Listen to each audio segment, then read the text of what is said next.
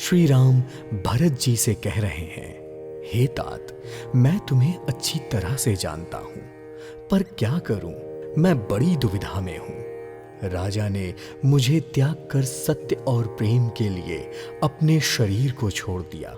यदि मैं उनके वचन को नहीं निभाता तो मेरे मन में बहुत बोझ आ जाता, और उससे भी बढ़कर मुझे तुम्हारी चिंता है। इसलिए अब तुम जो कुछ भी कहोगे मैं अवश्य ही वही करूंगा। तुम प्रसन्न मन से संकोच को त्याग कर जो कुछ भी कहना चाहते हो कहो।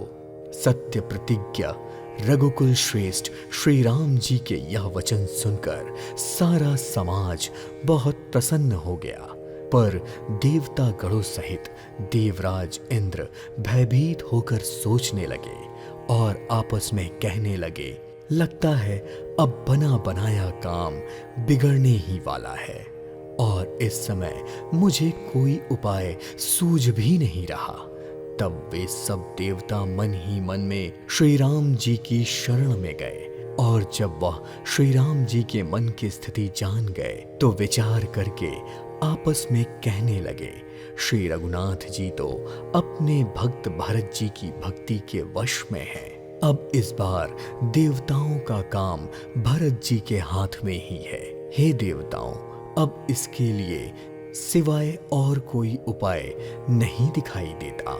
यदि श्री राम जी अपने श्रेष्ठ सेवकों की सेवा को मानते हैं, यदि उनके भक्त की कोई भी सेवा करता है तो उस पर वह बहुत प्रसन्न होते हैं। इसलिए अपने गुण और शील से श्री राम जी को वश में करने वाले भरत जी का ही सब लोग अपने अपने हृदय से प्रेम सहित स्मरण करो। देवताओं की सम्मति सुनकर अंतर्मयी प्रभु श्री राम जी भी संकोच में पड़ गए।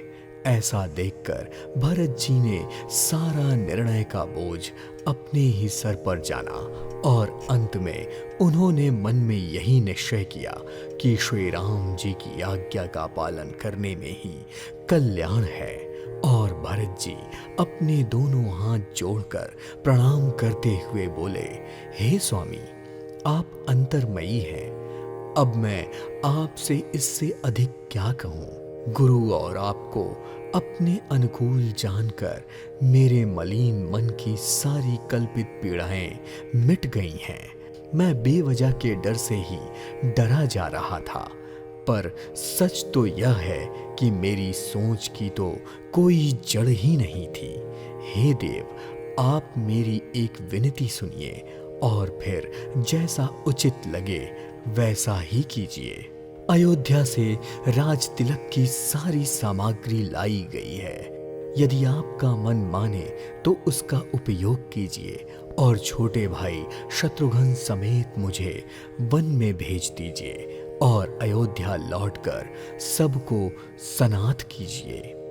यदि किसी भी तरह आप अयोध्या जाने के लिए तैयार ना हो तो हे नाथ, लक्ष्मण और शत्रुघ्न दोनों भाइयों को वापस लौटा दीजिए और मैं आपके साथ चलूं। फिर हम तीनों भाई वन चले जाएं और आप श्री सीता जी सहित अयोध्या को लौट जाइए।